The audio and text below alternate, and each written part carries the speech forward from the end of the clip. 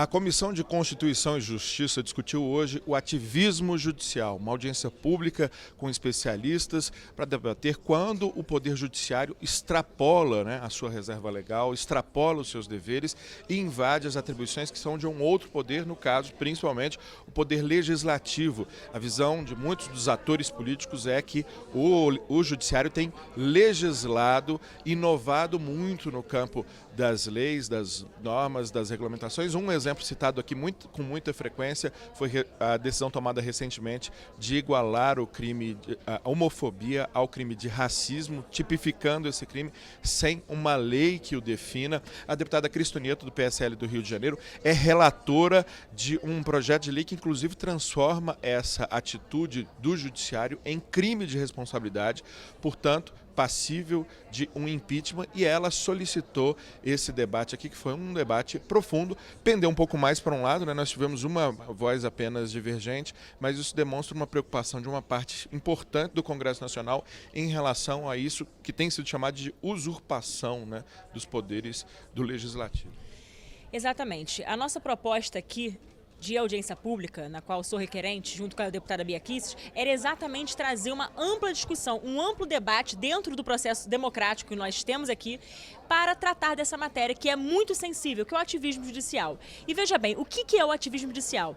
O STF muitas vezes arroga para si responsabilidades, competências que não lhes cabem, que cabe ao Poder Legislativo. E a intenção do projeto de lei 4754, da qual sou relatora, é exatamente tipificar como crime de responsabilidade a usurpação de competência que tem sido levada a efeito pelos ministros do Supremo Tribunal Federal. Por quê? Muitas pessoas lá fora, ou seja, nós somos representantes do povo. E o que o povo lá fora diz a respeito do Supremo? É como se no Supremo houvesse um Olimpo, como se lá fossem deuses. Não é verdade. A gente precisa enfrentar essa matéria de ativismo judicial, resguardar a dignidade e a honra desse parlamento com muita responsabilidade. E por isso que esse projeto de lei é importante. Agora, deputado, o que fazer, por exemplo, nos vários casos em que o Legislativo não legisla? Tem uma frase atribuída ao Ulisses Guimarães que dizia que não votar, não decidir, é também uma decisão política. Mas em alguns casos, como por exemplo a questão da homofobia ou em vários outros momentos, o Congresso não decide, deixa um vácuo legal, principalmente para coisas novas que vêm surgindo e carecem de regulamentação. Como fazer nesse caso? E o deputado Fábio Tradi aqui no debate citou que no caso da homofobia, por exemplo, os 11 votaram. Os 11 seriam objetos de pedido de impeachment? O que acontece? Aí há uma incompreensão, por isso que eu estimulo sempre o povo brasileiro a acompanhar de perto o parlamento brasileiro que o representa. Por quê? Porque aqui na casa, na Câmara dos Deputados, há mais de 10 projetos tratando de homofobia.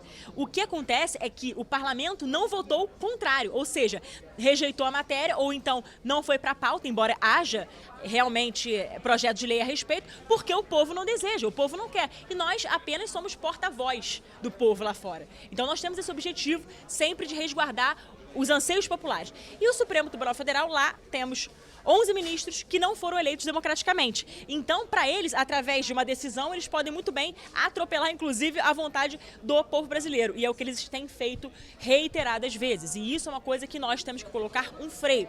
Reforço aqui de novo.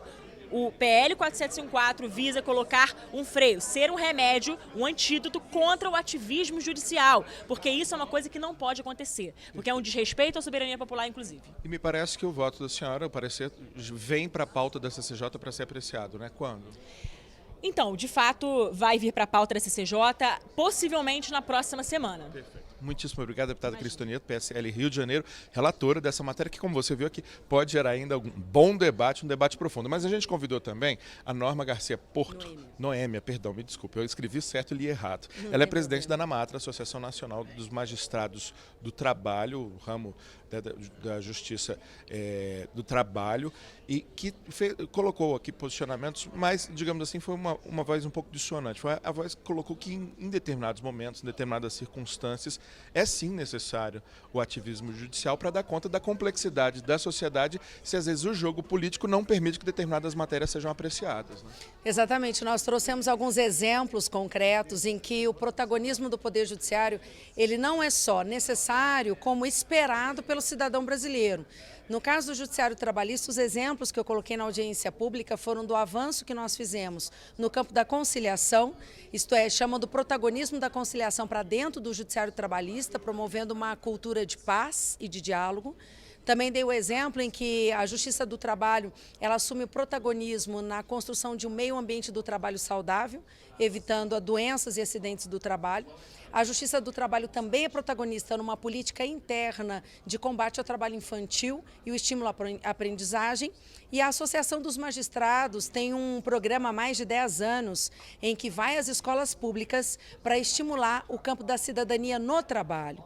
E um dos aspectos que eu coloquei é que o excesso de legislação, o excesso de textos legislativos não resolve exatamente o problema da sociedade. Ao contrário, muitos textos legislativos exigem dos juízes exatamente uma postura de interpretação, de hermenêutica. O judiciário é o último bastião da sociedade, é o último lugar onde o cidadão pode buscar os seus direitos. E concordando aqui com a fala final do deputado Fábio Tradi, a Ana Matra tem uma preocupação evidente no discurso de criminalização de conduta da magistratura, porque isso sim pode não só desequilibrar os poderes da República, como agredir o princípio fundamental da independência judiciária. Muitíssimo obrigado, doutora Noêmia, repito, presidente da Associação Nacional dos Magistrados do Trabalho, os juízes, desembargadores, os ministros da Justiça do Trabalho. Eu aproveito para dizer um ramo da Justiça que tem mostrado, demonstrado ao longo dos anos sua importância para o Brasil. Muitíssimo obrigado. Mas eu vou convidar também o doutor Rui Celso Florencio, que é desembargador do Tribunal de Justiça do Mato Grosso. Como desembargador, a gente poderia imaginar assim, o desembargador deseja mais poder, mas ele tem sido uma das vozes mais importantes de crítica a esse ativismo judicial, pregando um comedimento por parte do Poder Judiciário. Eu gostaria de ouvi-lo sobre isso, mas eu vou focar numa pergunta que foi trazida pelo deputado Fábio Tradi, uma das vozes mais respeitadas aqui no que diz respeito ao direito, que é como estimular esse comedimento sem torná-lo crime, no caso um crime de responsabilidade, como deseja o projeto de lei aqui em tramitação. O senhor concorda com a criminalização ou acredita que um outro mecanismo de estímulo a esse comedimento judiciário seria ideal? O parlamento, na verdade, ele tem várias formas de fazer esse controle, né?